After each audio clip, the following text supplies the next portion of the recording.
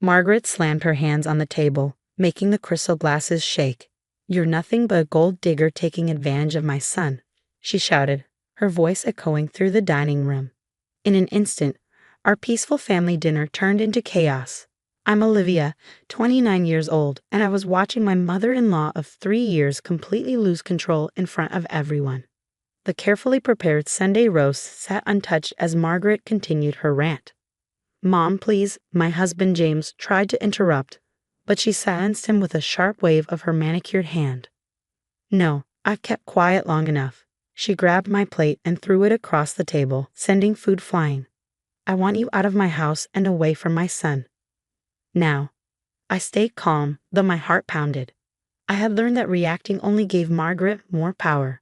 The rest of the family, James's sister Emma, her husband, and their elderly Aunt Martha, sat in stunned silence. "I have proof," Margaret declared, pulling out her phone. "Those secret meetings, those long phone calls, I hired someone to follow you." James looked up in shock. "You did what?" Margaret shoved the phone across the table. "Look, meeting strange men at cafes, visiting fancy hotels in the middle of the day. She's either cheating or running some kind of scam." I almost laughed. Those meetings were with real estate agents and financial advisors. I had been quietly investigating suspicious money movements in Margaret's charity foundation, the one she used to maintain her social status. "Margaret," I said, standing up, "be careful throwing around accusations." "Are you threatening me?" she snapped. "Not at all. Just suggesting you focus on your own affairs." I let the words sink in. For a moment, I saw something flash in her eyes. Fear, maybe? Then it was gone, replaced by anger. "Get out! Now!" she screamed. I turned to James, hoping he would finally stand up for me, but he stared at his plate. "Aren't you going to say anything?" I asked. He hesitated. Maybe you should go. Just until Mom calms down." And that was it, the final betrayal. I grabbed my purse and nodded. "Okay, James, if that's what you want." Margaret smirked. "We all know you only married James for his money anyway." I walked to the door, then turned back. "You seem very concerned about James's money. Maybe we should talk about the Henderson Foundation's finances sometime." Margaret's face turned pale. "What about the foundation?" James asked, subtly paying attention. "Nothing," Margaret snapped.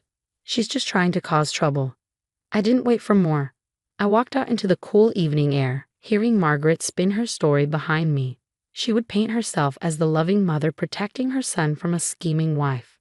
What she didn't know was that I had been preparing for this moment for months. Every suspicious transfer, every hidden transaction, I had documented everything. Before meeting James, I worked in forensic accounting, something Margaret had forgotten in her rush to label me a gold digger. I got into my car and made a call. "Hey, David." "Yeah, it happened." She took the bait. "Start the audit tomorrow." David, an old colleague, had been waiting for my signal. Margaret's need for control had finally led her into a trap of her own making. I drove to a small apartment I had secretly rented months ago. Margaret had been getting more aggressive, and I had known this day would come. Now I knew why. Her lies were catching up with her, and she needed me gone before I could expose her. As I settled into my new space, my phone buzzed with messages from James. "Mom's really upset. Maybe give her time to cool off." "Where are you staying?" I ignored them. Let him worry. Let him sit in his mother's house, eating her food, listening to her lies. The truth would come out soon enough. I walked to my home office and stared at the web of transactions pinned to my wall. 3 years of watching, 6 months of investigating, all leading to this moment. Margaret thought she had won tonight, but she had no idea what was coming. Tomorrow would be very interesting. This morning I woke up to 17 missed calls, 5 from James, 8 from Margaret, 3 from Emma, and 1 from Aunt Martha. I ignored them all, made myself some coffee, and watched the sunrise from my apartment window. By 9 a.m., my phone rang again. It was David. "It's done," he said. "The audit team arrived at the foundation 30 minutes ago. You should have seen Margaret's face when they walked in with their briefcases." I smiled, sipping my coffee. "Let me guess." She tried to stop them. "Tried and failed. The board members you contacted last night had some serious questions about those offshore transfers. They're not leaving without answers." Perfect. Phase 1 was complete. Just then, James called again. This time I answered. Where are you? He demanded. Mom's freaking out. Auditors are at the foundation, and she says you're behind it. Am I? I kept my voice even. Isn't it normal for a charity to go through audits? Olivia, stop. What's going on? Maybe you should ask your mother about the Henderson Foundation's records, or about the money that went missing from the Children's Hospital Fund. Silence. Then finally, you're lying. But he didn't sound convinced. Check her office computer, I said. Password is your birthday.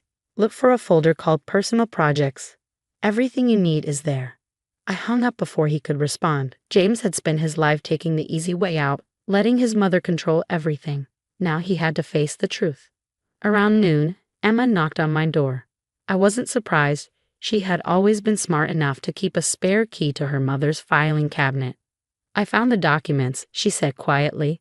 The missing hospital funds. Did you know all along? I stepped aside, letting her in.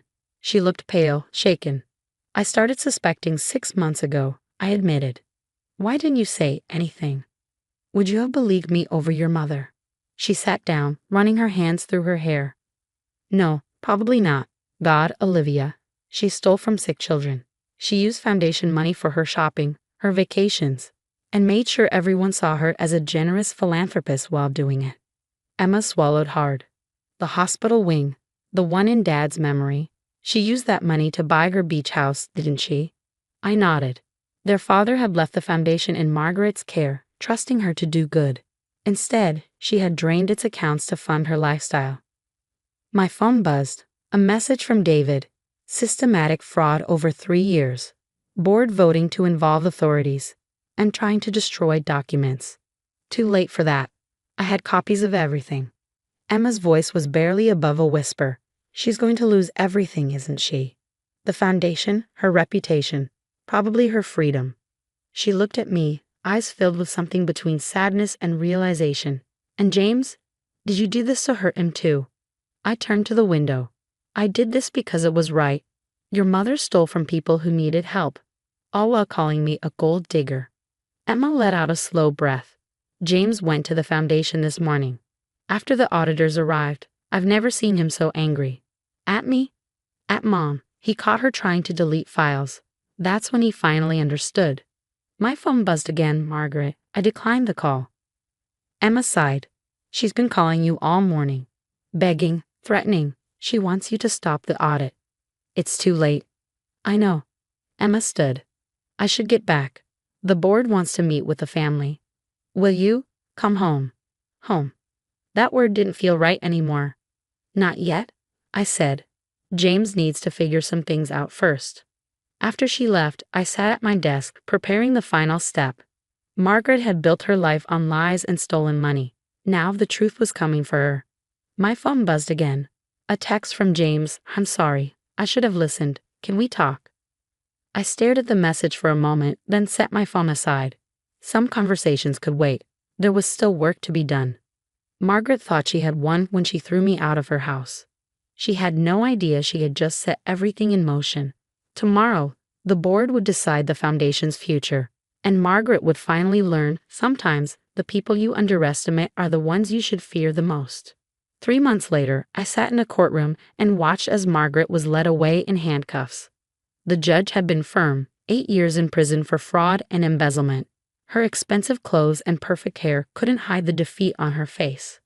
The court finds the defendant's actions especially terrible, the judge had said. These funds were meant for children's medical care. James sat 2 rows behind me, his head down. He hadn't moved back in with his mother after that night. Instead, he had done something I never expected. He finally stood up for himself. She's controlled me my whole life, he admitted to me a month after the truth came out. I let her because it was easier than fighting. And I let her hurt you because I was too weak to stop her. I'm sorry, Olivia. I know that's not enough, but I'm trying to be better. The foundation was under new leadership. Emma, surprisingly, had stepped up to fix its reputation. She worked hard to regain the trust of donors and make sure everything was done right this time.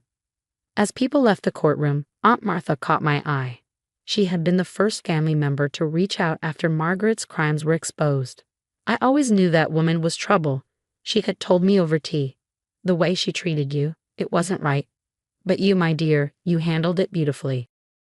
The media had a field day with the story. Prominent philanthropist exposed by daughter-in-law. Margaret's carefully crafted image crumbled as every detail of her fraud came to light. The missing hospital funds, the fake charity events, the offshore accounts, it all showed just how greedy she had been. Outside the courthouse, James walked up to me. "Can we talk?" We went to a nearby coffee shop. For a while, we just sat there, watching people pass by outside. "The house is sold," he finally said. "Mom's beach house too. The money is going back to the foundation." I nodded. "Emma told me she's doing a great job." "She is." He turned his coffee cup in his hands. "I've been seeing a therapist, trying to understand why I let Mom control me for so long. Why I didn't stand up for you. And I'm learning. About boundaries, about being my own person. I know it's too late for us, but I wanted you to know what you did, exposing the truth. It set us all free in a way." I thought about everything that had happened in the past 3 months, the investigations, the media frenzy, the family drama. In the end, it hadn't been about revenge. It had been about doing what was right. "The hospital wing," I said. "The one meant to honor your dad. They're finally building it." James smiled, though there was sadness in his eyes. "With the recovered funds. Dad would have liked that." As we left the coffee shop, Emma called.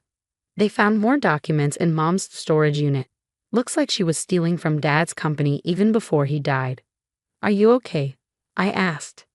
"Yeah, no, but I will be. We all will be." She paused. "Thank you, Olivia, for being braver than all of us." That evening, I stood in my real apartment, the one I had returned to after everything was over. The wall where I had once pinned all my evidence was empty now, except for a single framed photo. James's father at the groundbreaking ceremony of his first hospital project. He looked happy, kind, the opposite of the woman he had married. My phone buzzed. A message from David. "Foundation board meeting tomorrow. They want you to help with new security measures." I smiled. Things were so different now. Margaret had thought that throwing me out of her house would protect her secrets. Instead, it had led to her downfall. James and I would never be together again. Too much had happened. But something good had come from all of this, the truth, justice, and the chance to make a real difference. As I got ready for bed, another message came through from Aunt Martha. "You did good, girl." Sometimes the hardest thing is standing up for what's right, even when it costs us everything. But I hadn't lost everything. I had gained something more important, the knowledge that one person can make a difference. Margaret's lies were over, and in their place, something honest could finally grow. Tomorrow, I would help rebuild the foundation and make sure no one could ever steal from it again. But tonight, I looked at my reflection and smiled, free at last. Sometimes, getting kicked out of a house is just the beginning of finding your way home.